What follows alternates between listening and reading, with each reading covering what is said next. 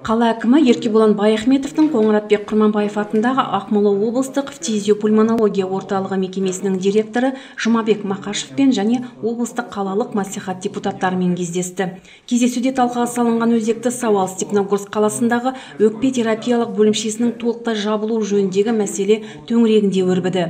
Онда бөлім меңгерушісі Дулат Мадияровтың баяндамасы тыңдалды.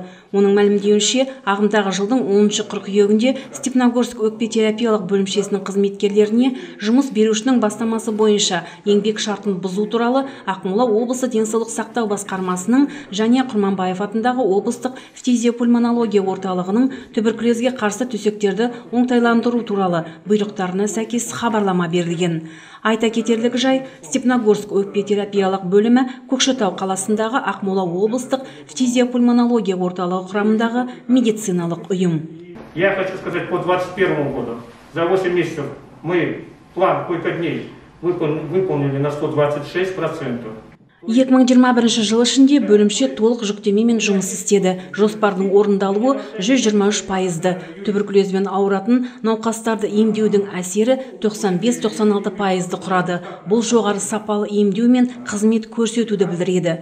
Материалдық техникалық базаны және кадрлық құрамын сақтау үшін туберкулез және COVID-19 науқастары үшін оңалту төсектерін орналастыруын ұсынамыз. Ал қысқарту жағдайында 39 маман жұмысынан айырылады, деді бөлім меңгерушісі. Кездесуге арнайы келген Құрманбаев атындағы Ақмола облыстық фтизиопульмонология орталығы мекемесінің директоры Жұмабек Мақашев Степногорск өкпе терапиялық бөлімшесі базасында туберкулезбен ауыратын науқастарды емдеу үшін 30 төсектік стационарда пациенттер емделуде. Олар 4 қабатты ғимараттың 1 қабатында орналасқан. За последние 3 года заболеваемость туберкулезом в Ақмолинской области снизилась на 25,7%.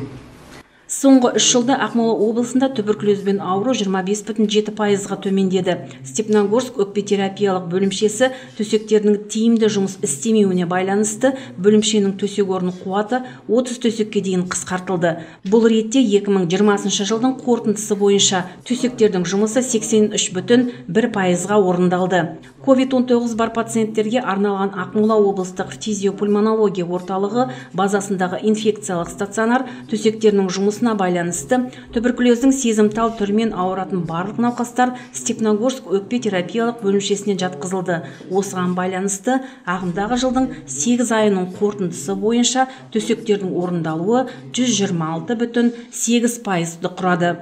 Бүгінгі күні Көкшетау қаласындағы Ақмола облыстық фтизиопульмонология орталығының өкпе терапиялық бөлімшесі 70 төсекке есептелген және Степногорск өкпе терапиялық бөлімшесінің барлық пациенттерін стационарға қабылдау мүмкіндігі бар. Осы тұрғыда Степногорск өкпе терапиялық бөлімшесінің одан әрі жұмыс істеуінің орынсыздығына байланысты бюджет қаражатын мақсатсыз пайдалануды болдырмау үшін аталмыш бөлімшенің төсектерін оңтайландыру туралы шешім қабылданды деп мән-жайды баяндады Жұмабек Мақашев.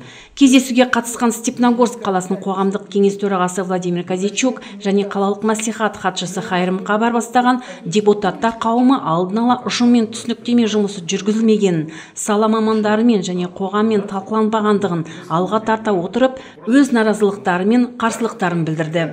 Жедел түрде ұйымдастырылған кездесудің тобықтай түйін жасаған қала басшысы облыс орталығының директоры оңтайландыруға әкелмейтін өзге де ықтимал жолдарды қарастыру, бөлімше қызметкерлерінің алдағы қысқартылуы туралы хабарламаларды кері қайтарып алу шараларын ұсынды.